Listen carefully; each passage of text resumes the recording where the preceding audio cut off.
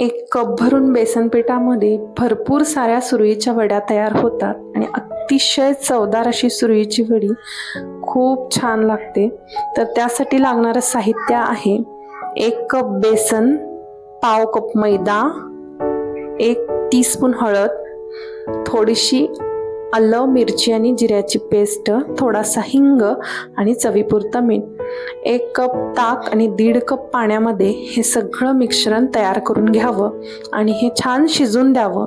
शिजून तयार झाल्यानंतर या वड्या ताटावरती पसरून घ्याव्यात. छान कट करून त्याच्यावरती बारीक चिरलेली कोथिंबीर, खोबरं घालावं आणि नंतर याच्या सुरळ्या करून घेऊन एका बाउलमध्ये काढून घ्याव्यात. आणि नंतर ह्या वड्यांवरती आपण जिरे, मोहरी, कढीपत्ता आणि तीळ याची फोडणी ओतावी.